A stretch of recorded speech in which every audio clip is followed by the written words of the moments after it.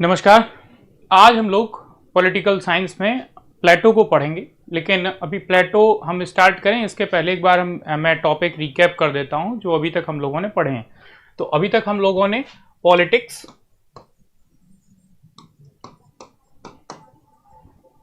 और political thought, theory, state, इतनी चीजें डिस्कस कर ली हैं। और इसके साथ साथ हम लोगों ने जो एंशियंट ग्रीक सिटी स्टेट्स थे उनको भी हमने डिस्कस किया था। ठीक है, तो इसके बाद में अब हम आते हैं अपने टॉपिक पर जो सिलेबस का पार्ट है, नेट जेआरएफ में भी है और पॉलिटिकल साइंस में भी जो ऑप्शनल पेपर है यूपीएससी का, उसमें भी इसका एक बहुत बड़ा रोल है। तो हम लोग पॉलिटिकल थॉट पे आते हैं। पॉलिटिकल थॉट में सबसे पहला थिंकर है प्लेटो। तो प्लेटो में आज हम लोग पढ़ेंगे सबसे पहले तो उस प्लेटो का इंट्रोडक्शन, दूसरा उसका एक ब्रीफ लाइफ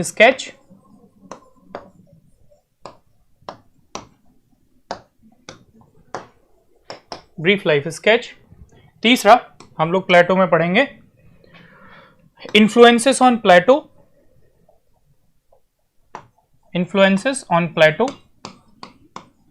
प्लेटो के ऊपर किन किन का प्रभाव पड़ा।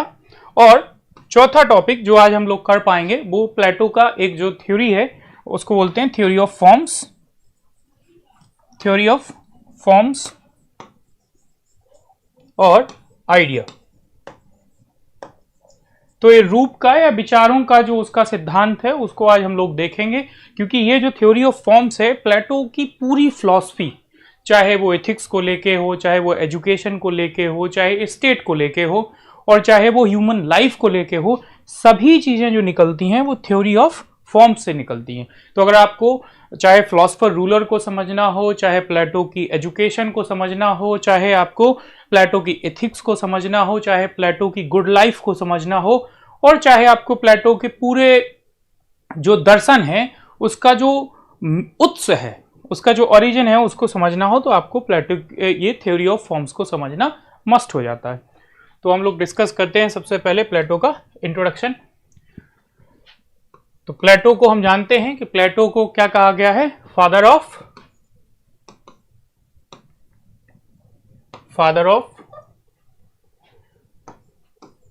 पॉलिटिकल फिलॉसफी,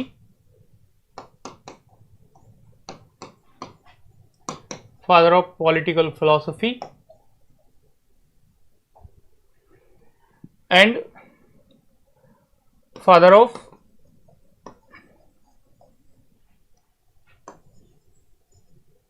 आइडियलिज्म, और कई सारे उसको मेटाफर यूज किए जाते हैं, कई सारे उसको व्यंजनाएं दी जाती हैं। तो प्लेटो को हम समझें इसके लिए हम लोग प्लेटो को पहले एक बहुत ही फेमस थिंकर है इमर्सन की एक कोट है। इमर्सन ने कहा था, philosophy is Plato, Plato is philosophy. Philosophy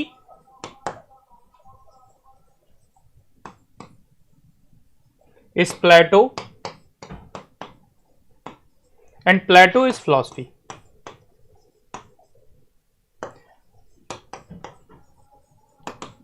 आप इससे समझ सकते हैं कि कैसे इमर्सन जो है वो प्लेटो को देखता है कि प्लेटो ही दर्शन है और दर्शन ही प्लेटो है। मतलब वे सभी चीजें जो हम दर्शन के अंतर्गत पढ़ते हैं और दर्शन में हम पूरा विश्वावलोकन जो देखते हैं उसमें अगर दर्शन की बात की जाए तो प्लेटो दर्शन है और दर्शन प्लेटो है। मतलब प्लेटो एक बहुत ही विस्तृत, एक प्लेटो बहुत ही ज्यादा प्रभावशाली दर्शक है, जिसके कारण इमर्सन ने ये संज्ञा दी कि फिलॉसफी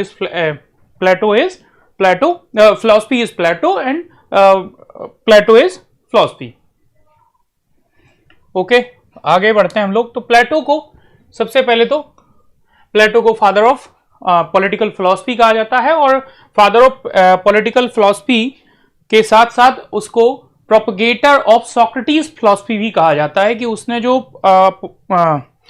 सोक्रेटिस की फिलॉसफी थी उसको आगे बढ़ाया, उसको कहीं ना कहीं दिशा दी, और जो सोक्रेटिस सोचता था उन चीजों को उसने अप्लाई करने की कोशिश की। ठीक है, और जैसे हम लोग उसके बाद में प्रयोग पढ़ेंगे, उसने उसका पूरा जो स्टेट का दर्शन है, फिलोसफर रूलर का जो दर्शन है, वो सब की सब चीजें कहीं ना कहीं सोक्रेटिस से ही आती हैं। इसके साथ साथ प्लेटो ने जो एकेडमी है उसका भी संस्थापक था प्लेटो। इसके बाद प्लेटो ने जो ग्रीक फिलॉसफी है, ग्रीक फिलॉसफी को एक नया टर्न दिया अपनी फिलॉसफी से। अभी तक प्लेटो के पहले तक की जो फिलॉसफी थी वह फिलॉसफी पावर सीकिंग फिलॉसफी थी, लेकिन प्लेटो के बाद की जो फिलॉसफी है वो फिलॉसफी ऑफ आइडिया है, जिसको हम आगे फिलॉसफी ऑफ या थ्योरी ऑफ फॉर्म्स में पढ़ेंगे कि कैसे प्लेटो ने जो ग्रीक फिलॉसफी है उसको एक मटेरियलिस्ट फिलॉसफी से एक आइडियलिस्ट फिलॉसफी में कन्वर्ट किया। इसके बाद प्लेटो को फादर ऑफ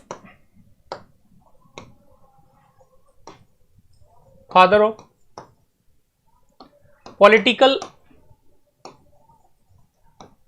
आइडियलिज्म हमने बोला।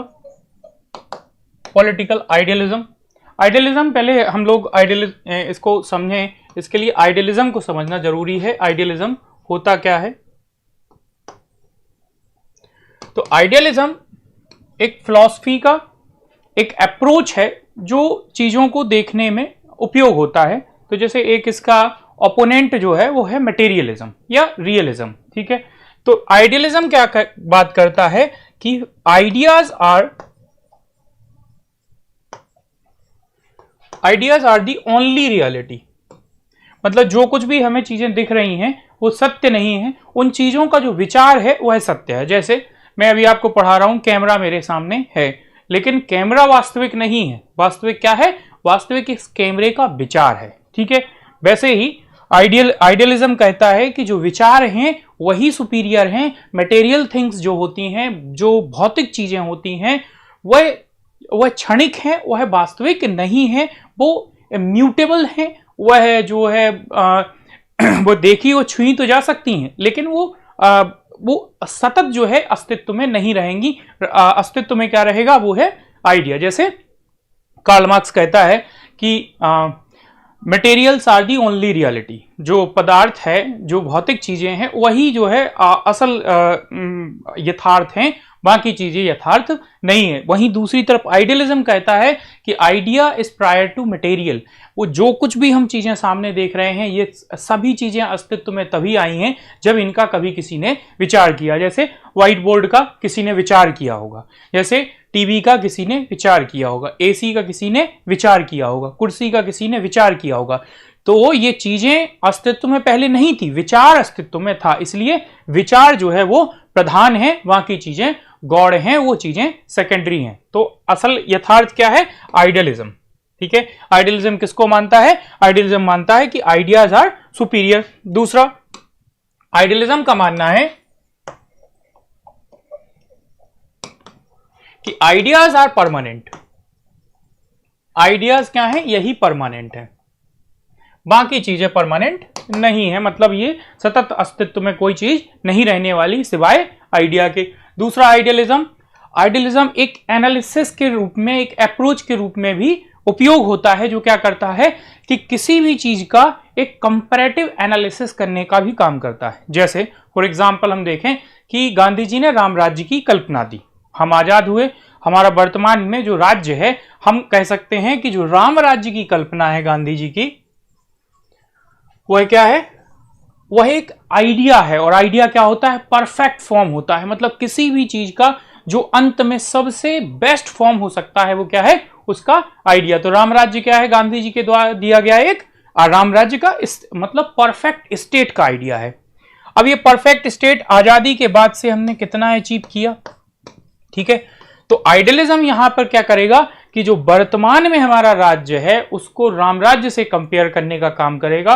और हम देखेंगे कि अभी हमारे वर्तमान जो राज्य है, मतलब जो भारत देश है या उसकी जो सत्ता है, उसमें कई सारी अभी त्रुटियां हमें देखने को मिलेंगी। तो आइडियलिज्म किसके लिए उपयोग होता है? आइडियलिज्म किसी भी चीज के उसके परफेक्ट फॉर्म से कंपैरिजन करने के लिए भी किसका उपयोग किया जाता है? आइडियलिज्म का। तो ये था, इसीलिए प्लेटो को philosophy father of political idealism भी कहा जाता है। पॉलिटिक्स में आइडियलिज्म की शुरुआत प्लेटो ने की। ओके, आगे हम देखते हैं कुछ थिंकर्स के विचार क्या हैं प्लेटो के विषय में। तो प्लेटो के विषय में जो वोल्टेयर है और Nietzsche, Voltaire and Nietzsche, Voltaire और नीत्शे का कहना है कि क्रिश्चियनिटी का जो इंटेलेक्चुअल जो साइड है, जो उसकी जो भी उसमें विचार हैं या जो विद्वता की बातें हैं, वह सब किसकी है, किसके द्वारा है? तो प्लेटो की जो फिलॉसफी है उसके द्वारा है। तो वोल्टेयर का और नीत्शे का मानना है कि जो कुछ भी क्रिश्चियनिटी में फिलोसफिकल चीजें हैं या जो कुछ भी उसमें जो इंटेलेक्चुअल उसकी साइड है वह किसके द्वारा दी गई है? वो प्लेटो के द्वारा है। तो Plato is the intellectual side of the Christianity. Okay, इसके बाद जॉन रस्किन,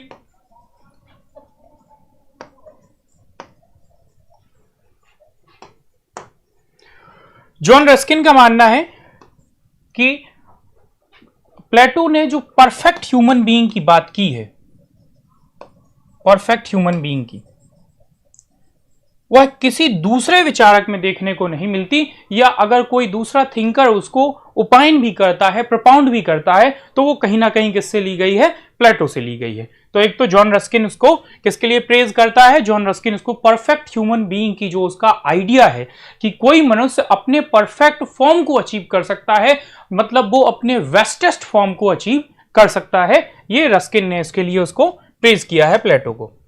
तीसरा एक थिंकर है Karl Popper. Karl Popper, Karl Popper जाना जाता है open society and its enemy नाम की उसने एक पुस्तक लिखी थी, उसके लिए कार्ल पॉपर को जाना जाता है। कार्ल पॉपर ने जो ओपन सोसाइटी के शत्रु हैं, ओपन सोसाइटी के जो एनिमीज हैं, इनके विषय में बताया है, और पहला ही एनिमी उसने प्लेटो को बताया है। क्यों बताया है प्लेटो को, ये आपको बाद में क्लियर होगा, क्योंकि प्लेटो, जब हम फिलोसफर रूलर को पढ़ेंगे, क्योंकि प्लेटो ने फिलोसफर रूलर का जो अपना थ्योरी दी है, जो उसकी फिलोसफर रूलर का जो फिलॉसफी है, वह फिलोसफर रूलर की फिलॉसफी कहती है कि केवल एक ही व्यक्ति के पास में सबसे बेस्टेस्ट नॉलेज होगा, मतलब जो एक्चुअल नॉलेज है या जो परफेक्ट रियलिटी है, उसका ज्ञान केवल और केवल किसको होगा? प्लेटो के फिलोसफर रूलर को होगा। इसलिए केवल एक व्यक्ति की बातों में पूरे समाज को चलना चाहिए, मतलब पूरा स्टेट जो है वो under the guidance of philosopher ruler होगा। इसको लेकर कार्ल पॉपर कहता है कि ये जो थ्योरी है, ये जो फिलोसफर रूलर की थ्योरी है, इसने आधुनिक समय में किसको जन्म दिया है? अथॉरिटेरियनिज्म। अथॉरिटेरियनिज्म, या हम यूं कहें कि इसने टोटलिटेरियनिज्म को जन्म दिया है। टोटलिटेरियनिज्म, टोटलिटेरियनिज्म क्या है? सर्वसत्तावाद।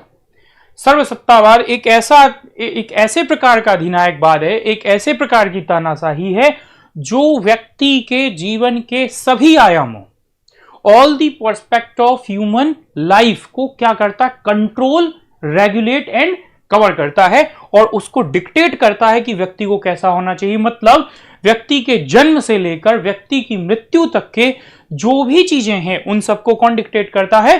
वो फिलोसफर रूलर डिक्टेट करता है। इसीलिए कार्ल पॉपर कहता है कि Plato was the philosophical forerunner of Nazism.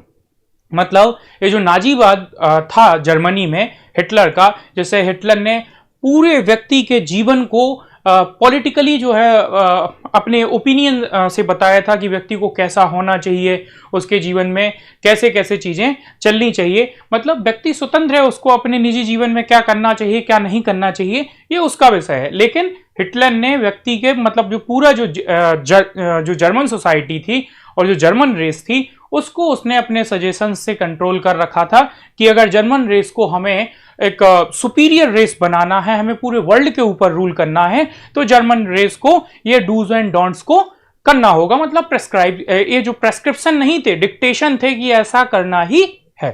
ठीक है, तो टोटलिटेरियनिज्म को हम कार्ल पॉपर कहता है कि Plato was the philosophical forerunner of नाजीज्म, या टोटलिटेरियनिज्म, सर्वसत्तावाद का प्लेटो क्या है, वो जनक है। मतलब वो उसको निगेटिव सेंस में लेता है कि जो ओपन सोसाइटी होती है, ओपन सोसाइटी में क्या होती है, इंडिविजुअल लिबर्टी की बात कही जाती है, इक्वालिटी की बात कही जाती है, इसमें फ्रीडम की बात कही जाती है, इसमें हम देखते हैं कि फ्रेटर्निटी की बात होती है, इसमें इगैलिटेरियन सोसाइटी की बात होती है। लेकिन प्लेटो यहां पर फिलोसफर रूलर को बनाकर एक रिजिड हायरार्की को बिल्ड करता है।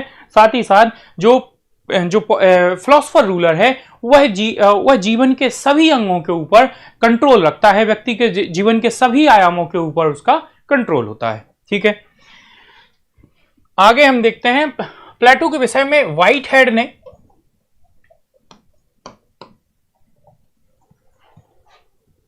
ने एक ओपिनियन दिया। उसने कहा ऑल द यूरोपियन हिस्ट्री या all the European philosophy is nothing but the footnotes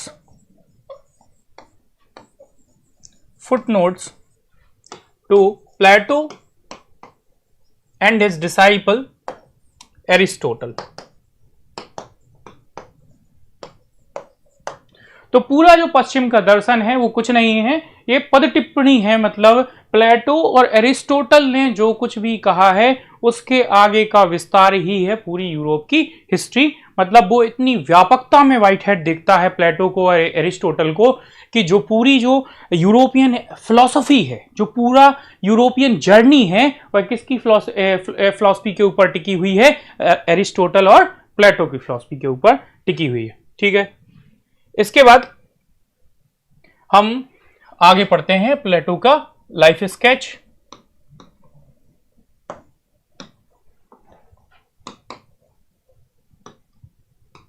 life sketch. तो प्लेटो का जन्म 427 BCE में हुआ था एथेंस में, और उसकी जो मृत्यु हुई वो 347 BC।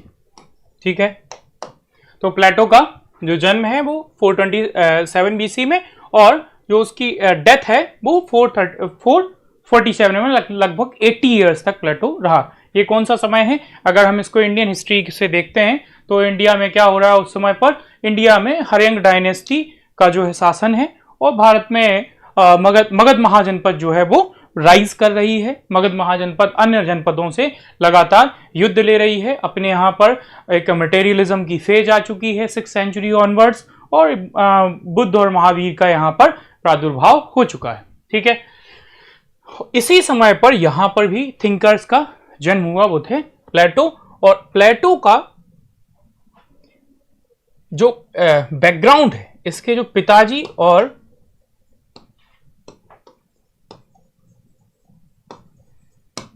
प्लेटो के जो फादर एंड मदर जो थे, माता और पिता, ये दोनों ही एरिस्टोक्रेटिक फैमिली से थे। एरिस्टोक्रेटिक मतलब अभिजात के वर्ग, या जो समय का जो शासन वर्ग था, शासित वर्ग था, उनमें से आते थे। तो ऑब्वियसली प्लेटो के ऊपर एक सबसे बड़ा इन्फ्लुएंस हुआ कि जो पब्लिक पॉलिसीज होती हैं या जो गवर्नमेंट होती है उसके विषय में परिवार में लगातार चिंतन मनन होता रहता था। तो इस वजह से प्लेटो के ऊपर भी इसका प्रभाव पड़ा। फादर साइड से कहा जाता है कि प्लेटो जो था वो एथेंस के जो किंग थे बहुत पहले, उनके वंश से था, और मदर की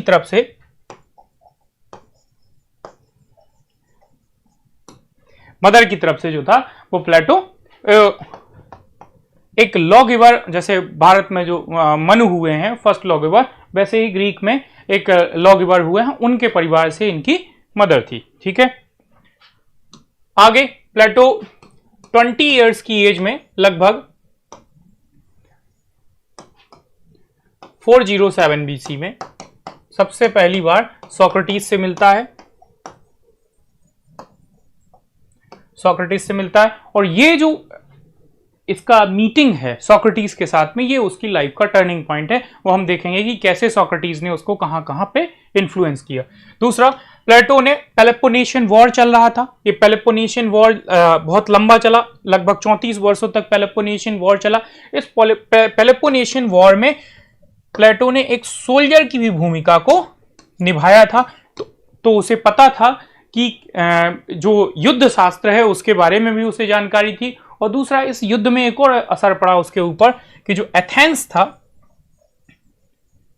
वो एथेंस, ये युद्ध चूंकि एथेंस और स्पार्टा के बीच में था, एथेंस की इस युद्ध में हार हो जाती है और प्लेटो एथेंस से था। इससे प्लेटो को बहुत रिग्रेट होता है और प्लेटो की चर्निंग चालू हो जाती है। एक तो सोक्रेटिस से मिलना और दूसरा पेलोपोनेशियन वॉर में एथेंस का हार जाना, इसका एक बहुत बड़ा इंपैक्ट प्लेटो के ऊपर पड़ा।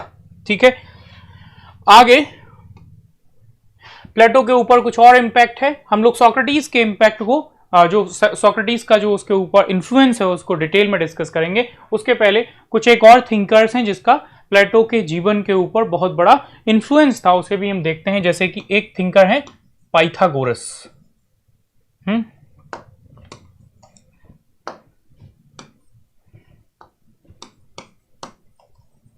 पाइथागोरस। दूसरे थिंकर हेराक्लिटस। तीसरा थिंकर पार्मेनाइडस।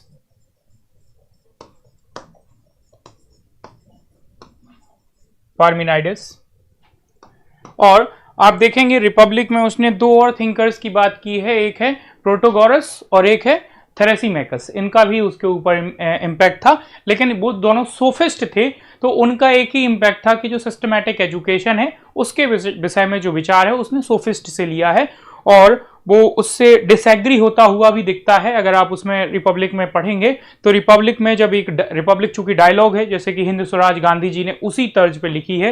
हिंद स्वराज भी एक डायलॉग है जो 1909 में गांधी जी ने लिखी थी, बड़ी फेमस बुक है उनकी।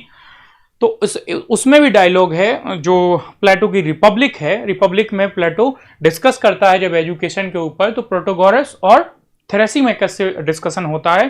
प्रोटोगोरस और थेरेसीमेकस जो हैं वो इसके पक्षधर होते हैं कि एजुकेशन फीस लेके दी जानी चाहिए, इसके ऊपर स्टेट का कोई कंट्रोल नहीं होना चाहिए। वहीं सोक्रेटिस कहता है कि एजुकेशन का कॉमर्शलाइजेशन नहीं होना चाहिए, education should be free to all, सबके लिए एजुकेशन जो है वो फ्री होनी चाहिए। और दूसरा, एजुकेशन स्टेट स्पॉन्सर्ड होनी चाहिए, क्योंकि अल्टीमेटली व्यक्ति क्या करेगा, अल्टीमेटली व्यक्ति स्टेट को सर्व करेगा।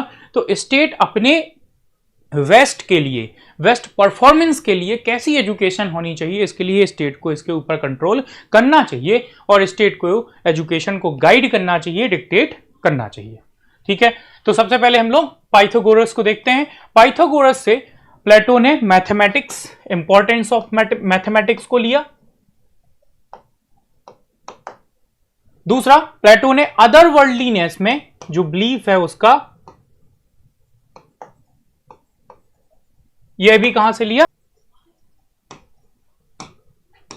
हेराक्लिटस से प्लेटो ने विचार लिया नथिंग इज परमानेंट, अनित्य का सिद्धांत, nothing is permanent.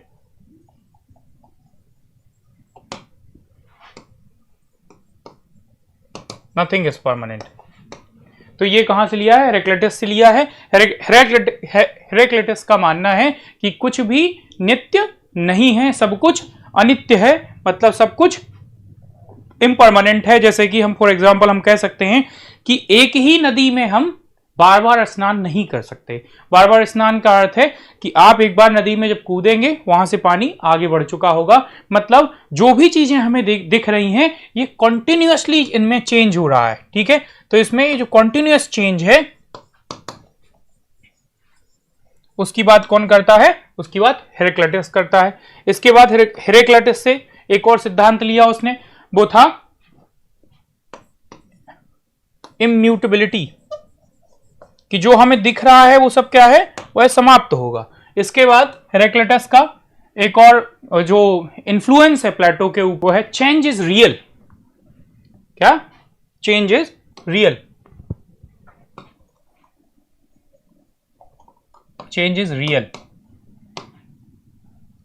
Change is real मतलब जो परिवर्तन है वही सत्य है, और ये परिवर्तन कैसा है, without any direction, without any direction,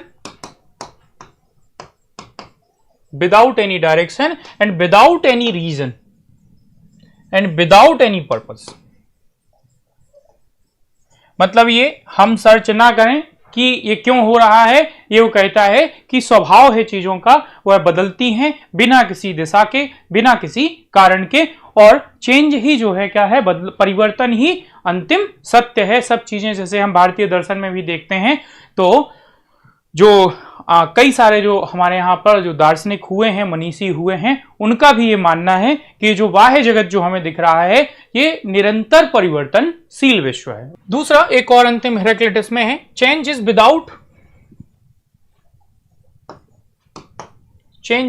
without any divine और स्पिरिचुअल इंटरवेंशन।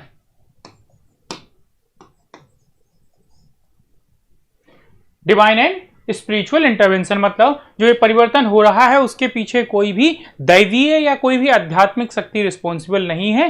ये जो चेंज है वो चेंज क्या है, ये अपने आप में एक रियलिटी है जो बिना किसी कारण के ये परिवर्तन होता रहता है। तो ये था हेराक्लिटस का इन्फ्लुएंस। ओके, आगे देखते हैं हम लोग पार्मेनाइडस।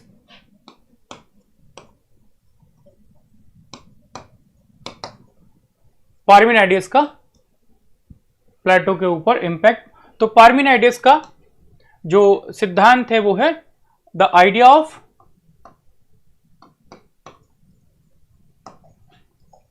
परमानेंस। आइडिया ऑफ परमानेंस का कहना है कि at the most basic level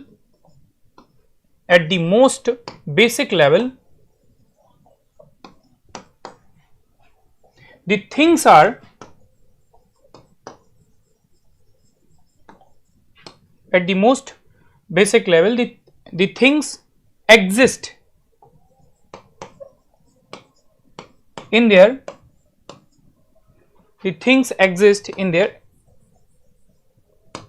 perfect form और structure।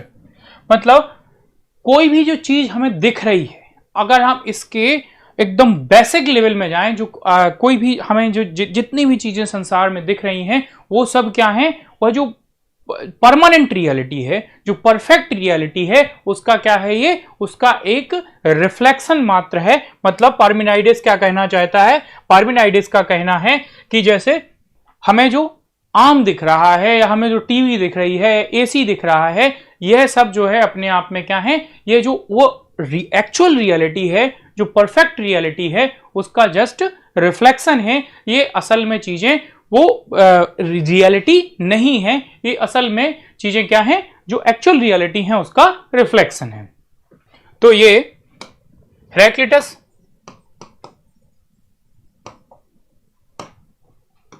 और पार्मेनाइडस, ये दोनों मिला के दोनों का जो फिलॉसफी है उसका इन्फ्लुएंस किसके ऊपर हुआ, जो प्लेटो की थ्योरी ऑफ फॉर्म्स है उसके ऊपर। इन दोनों का ही हमें क्या दिखता है, इन दोनों का ही इन्फ्लुएंस देखने को मिलता है। दूसरा हम लोग देखते हैं, एक और इंपॉर्टेंस है सोफिस्ट का। सोफिस्ट, तो सोफिस्ट क्या थे, हमने जब एंशिएंट ग्रीक सिटी स्टेट्स पढ़ा था उसके विषय वहां पे थोड़ा सा इसके विषय में जिक्र किया था। सोफिस्ट क्या हुआ करते थे, उस समय के जो एथेंस था उस समय पे वहाँ डेमोक्रेसी होती थी और उस डेमोक्रेसी में सत्ता उसी को मिलती थी जो बहुत ही अच्छे लच्छेदार भाषण दे सकता था। मतलब उसे रिटोरिक बोलते थे, और रेटरी की जो एक आर्ट है उसमें पारंगत जो होता था उसी को सत्ता प्राप्त होती थी। और वो जो एजुकेशन है रिटोरिक की, या जो और भी जो एजुकेशन है जिससे कि हाउ टू परस्यू पावर और हाउ टू सीक पावर की हाउ टू अचीव पावर, ये कौन सिखाता था, ये सब सोफिस्ट सिखाते थे। और ये एक वॉन्डरर होते थे, घुमंतु होते थे, और ये पैसे के बदले में नॉलेज देते थे, पैसे के बदले में ट्यूशन देते थे। ठीक है, इन सोफिस्ट का जो सबसे बड़ा विरोधी था वो था कौन, सोक्रेटिस। और सोक्रेटिस का ही डिसाइपल कौन था, 20 साल की एज से प्लेटो था। इसलिए प्लेटो स्वाभाविक रूप से सोफिस्ट का क्या हो जाता है, विरोधी हो जाता है, क्योंकि वह भी उनकी विचारों से तालमेल नहीं खाता था। सोफिस्ट का मानना था कि एजुकेशन जो होनी चाहिए वो for the sake of money देनी चाहिए, और एजुकेशन का जो पर्पस होना चाहिए वो पावर जो है कैसे परस्यू किया जाए या पावर को कैसे अचीव किया जाए वह होना चाहिए।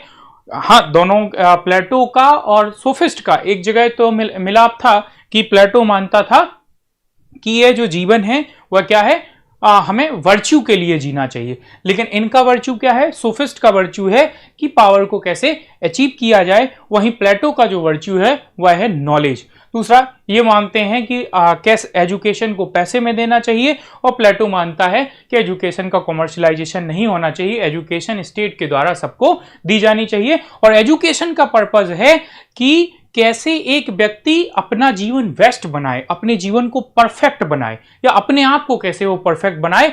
और यही जो परफेक्शन है वो कैसे आएगा, वो आएगा नॉलेज से। और नॉलेज क्या है, नॉलेज ही जो है व्यक्ति को हैप्पीनेस दे पाएगा। वहीं पर सोफिस्ट मानते हैं कि जो हैप्पीनेस है वो एक्चुअल हैप्पीनेस क्या है, वह है पावर ही हैप्पीनेस है। तो ये इन लोगों में एक विरोधाभास है, सोफिस्ट और प्लेटो का। फिर इसके बाद में हम जो इन्फ्लुएंस देखेंगे वो है सोक्रेटिस का।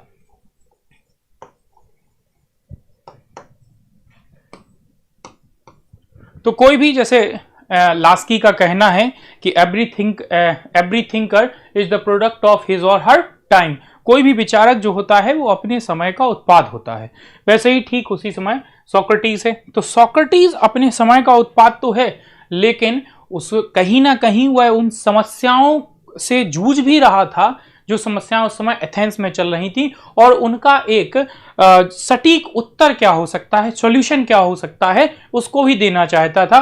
तो उस समय की तमाम चीजों को सोक्रेटिस ने बुरा माना, जो उस समय के विद्वानों की या राज्य की या वहां की गवर्नेंस की जो भी चीजें थी उन सब का सोक्रेटिस विरोधी था। उस समय की जो वहां की सोसाइटी की एथिक्स थी उसका भी सोक्रेटिस विरोधी था, और इन्हीं विरोधों में उसकी फिलॉसफी का डेवलपमेंट हुआ। उसने तो कुछ नहीं लिखा, लेकिन उसकी जो फिलॉसफी का डेवलपमेंट हुआ, उसका जो सक्सेसर बना, उत्तराधिकारी बना, वो प्लेटो बना। तो ये जरूरी हो जाता है कि हम पहले सोक्रेटिस के विषय में थोड़ा सा नॉलेज ले लें। सोक्रेटिस क्या था, तो सोक्रेटिस मेंटोर है प्लेटो का, और सोक्रेटिस के समय पे एथेंस में क्या है, डेमोक्रेसी है। डेमोक्रेसी, यहां पर डेमोक्रेसी में रूलर कौन होता है, तो डेमोक्रेसी में रूलर होते हैं सिटीजन, क्योंकि ये जो डेमोक्रेसी है वो कैसी डेमोक्रेसी है, पार्टिसिपेटरी।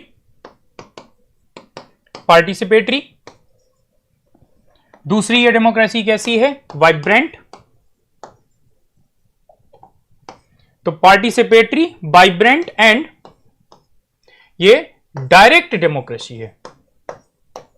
ये डायरेक्ट डेमोक्रेसी है। हमारे जो अभी वर्तमान में जो भारत में डेमोक्रेसी है वो कैसी है, रिप्रेजेंटेटिव काइंड ऑफ डेमोक्रेसी है। लेकिन ये डेमोक्रेसी कैसी है, डायरेक्ट डेमोक्रेसी है। मतलब इसमें हम अपने प्रतिनिधि नहीं बनाते, इसमें हम स्वयं शासन का संचालन करते हैं, स्वयं नीतियों का निर्धारण करते हैं, मतलब हम स्वयं सरकार होते हैं। लेकिन यहाँ पर जो सिटीजन है उसकी व्याख्या बड़ी ही सीमित है। यहाँ सिटीजन कौन है, एवरी एडल्ट मेंबर,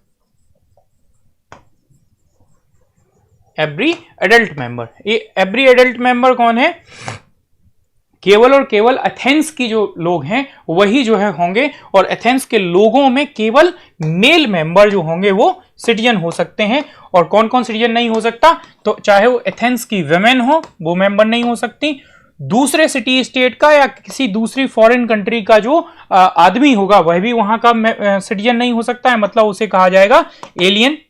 तो एलियन भी वहां का मेंबर नहीं हो सकता, सिटीजन नहीं हो सकता, अर्थात वो सत्ता में कोई भी हस्तक्षेप नहीं कर सकता, वो पार्टिसिपेट नहीं कर सकता, और किसी भी प्रकार से वो वहां का मेंबर भी नहीं बन सकता है।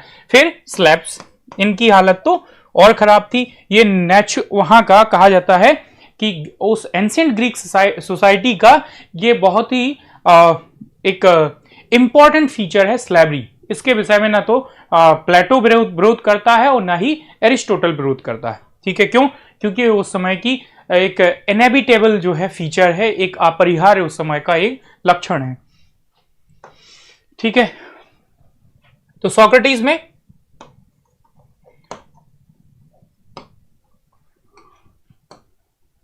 दूसरा, उस समय के जो एंशियंट ग्रीक सिटी स्टेट है वहां पर सोफिस्ट का बोलबाला है, और इन सोफिस्ट का, जैसे अभी हम लोगों ने माना कि इन सोफिस्ट का मानना है कि एजुकेशन का पर्पज क्या है, एजुकेशन का पर्पज है पावर, और पावर ही इनकी नजर में क्या है, हैप्पीनेस है।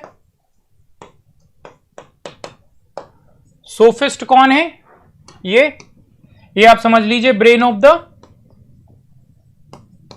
एंशिएंट ग्रीक सोसाइटी है।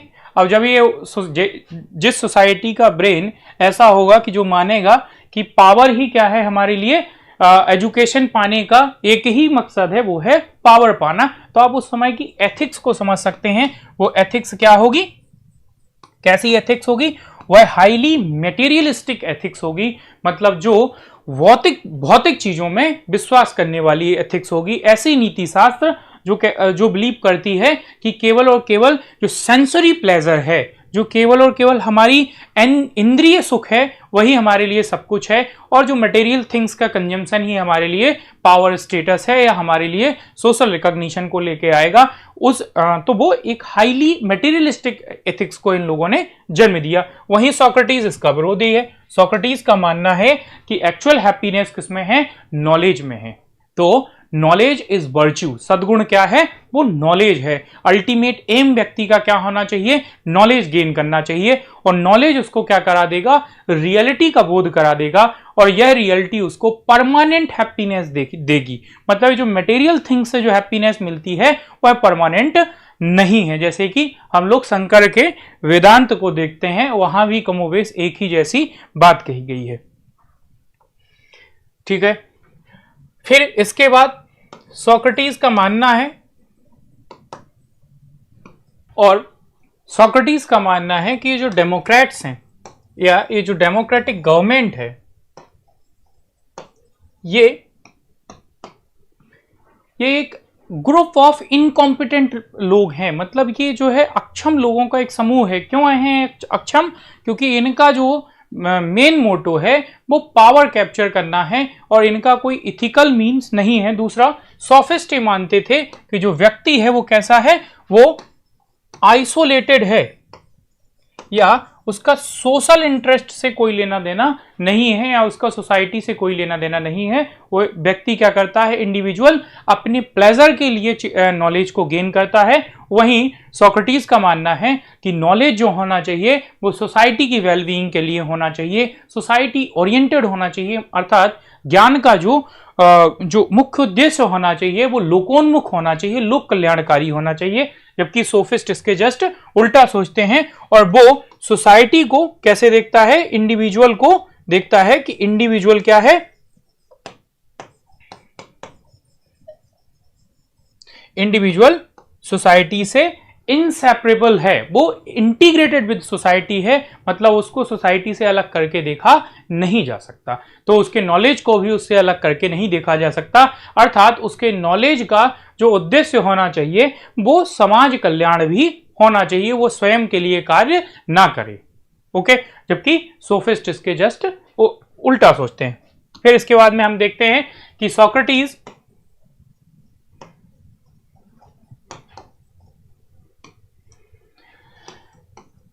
जब ऐसे विचारों का प्रतिपादन करेगा या ऐसे विचारों से लोगों को प्रेरित करेगा, तो वो ऑब्वियस है कि उस समय के पूरे समाज और उस समय के राज्य को वो चीजें अच्छी नहीं लगेंगी, और प्लेटो के ऊपर जो उस समय के यूथ है उस यूथ को बरगलाने का या इस यूथ को अलग डायरेक्शन में ले जाने का आरोप लगाया गया, और प्लेटो को सजा दी गई, मौत की सजा। तो उस समय पर सजा देने का एक सबसे अच्छा तरीका था, वो था हेमलॉक नामक जहर। वो हेमलॉक नामक जहर जो है दिया जाता था, पिलाया जाता था, उससे व्यक्ति की मौत हो जाती थी। लेकिन सोक्रेटिस के सामने एक ऑप्शन रखा गया कि अगर सोक्रेटिस चाहे तो हेमलॉक जो जहर है वो अपने किसी स्लैब को दे दे, या अपनी जगह पे कोई दूसरा व्यक्ति भेज दे, तो उसकी सजा चली जाएगी। लेकिन सोक्रेटिस ने इस चीज को डिनाई किया।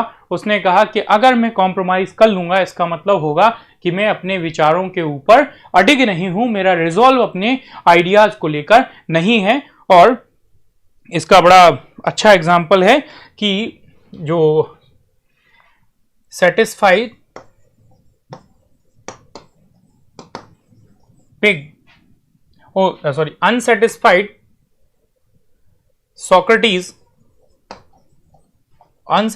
Socrates is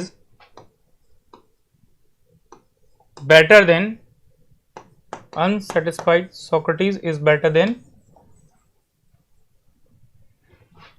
satisfied pig।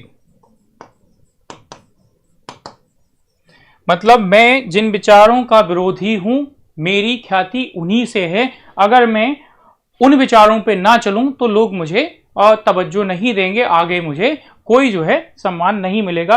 और इसलिए कहा जाता है unsatisfied Socrates is better than satisfied pig. मतलब खा पी के और अपना चुपचाप सो जाना जो है वो एक उसको गलत जो है व्यंजना दी गई है। वहीं दूसरी तरफ अनसेटिस्फाइड सॉक्रेटिस जो है वो अच्छा है। क्यों? क्योंकि वो अपने समय के उन विचारों से लड़ रहा है। ठीक है, तो हेमलॉक जहर दिया गया और सोक्रेटिस की डेथ हो गई। और ये सोक्रेटिस की डेथ होती है 399 बीसी में। 399 बीसी में इसका सबसे बड़ा इंपैक्ट पड़ा वो था उस समय पे लगभग 28 साल का प्लेटो की एज उस समय पे 28 ईयर्स है। वो लगातार 8 सालों से सोक्रेटिस के उसमें रहकर, मतलब उसके एक प्रोटेक्शन में रहकर नॉलेज को सीख कर रहा है, नॉलेज को उससे गेन कर रहा है। और जब उसकी विचारों के लिए मृत्यु हुई तो उसको बहुत बड़ा शौक लगा और जिन जिन चीजों का सोक्रेटिस विरोध करता था उन सभी चीजों को किसने भी अपने दर्शन में एक जिसको कहेंगे एनिमी बना लिया, वो था प्लेटो। मतलब सोफिस्ट, उस समय की डेमोक्रेसी, उस समय का स्टेट, उस समय की एथिक्स, उस समय की पॉलिटिकल सिस्टम, इन सब को प्लेटो ने अपना शत्रु बना लिया। क्यों? क्योंकि इन्हीं चीजों से किसकी मृत्यु हुई है? वो था सोक्रेटिस। तो सोक्रेटिस सबसे बड़ा विरोधी है किसका? डेमोक्रेसी का। और ये आज की डेमोक्रेसी उस समय की डेमोक्रेसी में डिफरेंस है। लेकिन कार्ल पॉपर ने इसी वजह से उसको कहा है philosophical forerunner of the Nazism. भैया टोटलिटेरियनिज्म का फिलोसफिकल फोररनर कौन है? वो है प्लेटो। क्यों? क्योंकि उस समय की जो डेमोक्रेसी थी उसमें उसके गुरु की कहीं ना कहीं हत्या हुई थी। इस वजह से वो मानता है कि ये जो डेमोक्रेसी है वह एक नितांत गलत है, क्योंकि इसमें जिसको रिटोरिक आता है, जिसको ऑरेटरी आती है, वह सत्ता गेन कर लेता है और इसमें कोई इंटेलेक्चुअल लोग नहीं होते। और इस कारण से जो पब्लिक पॉलिसी होती है वो हमेशा एंटी वेलफेयर होती है, एंटी सोसाइटी होती है, एंटी ह्यूमन बीइंग होती है। और इसमें इंडिविजुअल जो होते हैं वो पावर सीक करते हैं। ठीक है, तो इसका बहुत बड़ा इंपैक्ट किसके ऊपर पड़ता है? वो था प्लेटो। तो इसकी जो डेथ है उसने उसको शॉक कर दिया और वो लगातार घूमता रहा। लगभग 10 साल तक प्लेटो यहां से वहां घूमता रहा। वो बहुत ही ज्यादा एक जिसको कहेंगे कि उसका मीनिंगफुल जो है फिलॉसफी वो कैसे एक्वायर किया जाए और एक मीनिंगफुल स्टेट को कैसे एस्टैब्लिश किया जाए, ये प्लेटो का उस समय पे मूल दर्शन रहा। और प्लेटो ने लगभग 10 साल के अपने यहां वहां के जो उसका वॉन्डरर की लाइफ थी उसको खत्म करके उसके जो फ्रेंड्स हैं उन्होंने एक जमीन उसको दी रिक्रिएशन के लिए, एक प्लेटो के चिंतन मनन के लिए या उसके एंजॉयमेंट के लिए एक जमीन उसको गिफ्ट की। और उसी जमीन पर प्लेटो ने अपनी जो 386 में प्लेटो ने जो उसके मित्रों ने जमीन दान दी थी वहां पर एकेडमी की स्थापना की। एकेडमी जो नाम है वो ग्रीक एक देवता है एकेडमस, उनके नाम पर इसको, वो वहां के एक बहुत ही पॉपुलर हीरो थे, उनके नाम पर इसको लिया गया है। एकेडमी को 386 में इसको प्लेटो ने एस्टैब्लिश किया। और ये बहुत ही ये पूरे यूरोप की हिस्ट्री के लिए या यूं कहें कि पूरे वर्ल्ड की जो फिलॉसफी है या एजुकेशन है उसमें एक बहुत बड़ा टर्निंग पॉइंट था। इसको आप समझ सकते हैं, प्लेटो ने अपनी जो आधार बनाया एकेडमी को वो था रीजनिंग,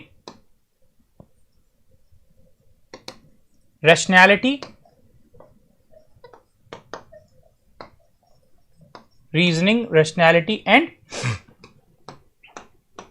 नॉलेज।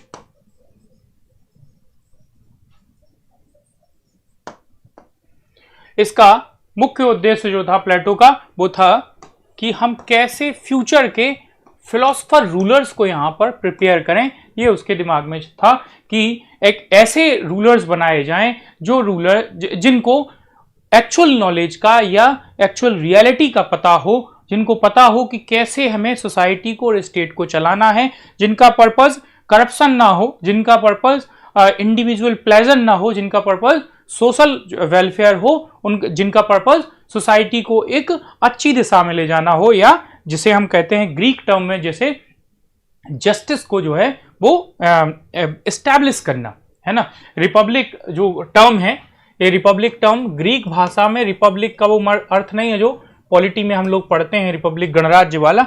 रिपब्लिक का मतलब होता है जस्टिस। तो इसी रिपब्लिक की वो अपनी पुस्तक भी उसने लिखी, रिपब्लिक, जो एक डायलॉग है, उसमें इस फिलोसफर किंग को उसने कैसे एस्टैब्लिश किया जाए इसकी फिलॉसफी को दिया। और सायरा क्रूज में जो वहाँ का रूलर था, वहाँ पर उसके स्टेट में फिलोसफर रूलर बनाने का भी उसने काम किया, लेकिन वो उसका जो प्रोजेक्ट था वो फेल हो गया और प्लेटो को वापस लौटना पड़ा। तो आज ये प्लेटो के विषय में प्लेटो का एक जो जनरल इंट्रोडक्शन है, लाइफ स्केच है, और प्लेटो के ऊपर जो इन्फ्लुएंस है वो अभी हमने देखा। इसके बाद हम लोग देखेंगे प्लेटो का जो प्लेटो ने थ्योरी ऑफ फॉर्म्स दी है या थ्योरी ऑफ आइडिया दिया है, इसको हम लोग देखेंगे।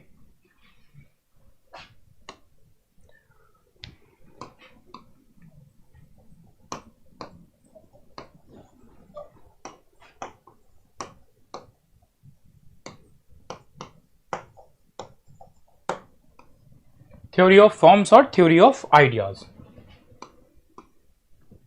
तो जैसा अभी हमने देखा था कि थ्योरी ऑफ फॉर्म्स या थ्योरी ऑफ आइडिया जो है वो कहां से आया है, वो पार्मेनाइडेस और हेराक्लिटस के जो विचार थे उनका रिफ्लेक्शन है थ्योरी ऑफ फॉर्म्स।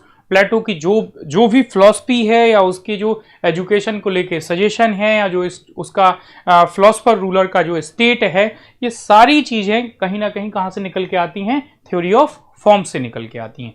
तो थ्योरी ऑफ फॉर्म्स को हम लोग देखेंगे कि थ्योरी ऑफ फॉर्म्स असल में है क्या और इसके माध्यम से प्लेटो क्या समझाना चाहता है। तो प्लेटो के जो एजुकेशन की थ्योरी है,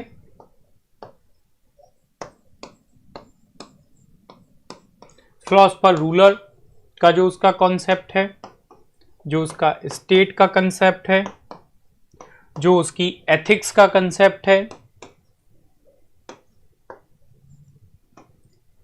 और भी जितने उसके थ्योरीज हैं, फिलॉसफीज हैं, ओपिनियंस हैं, वो सब के सब कहां से इमर्ज होते हैं, वो सब इमर्ज होते हैं थ्योरी ऑफ फॉर्म्स से। ठीक है, थ्योरी ऑफ फॉर्म्स को प्लेटो का कहा जा सकता है कि theory of forms is the centre of education, philosopher ruler, state and ethics propound by Plato. तो जो भी कुछ प्लेटो ने इनके बारे में बताया है उसका जो सेंटर है वो कौन है, वो है थ्योरी ऑफ फॉर्म्स।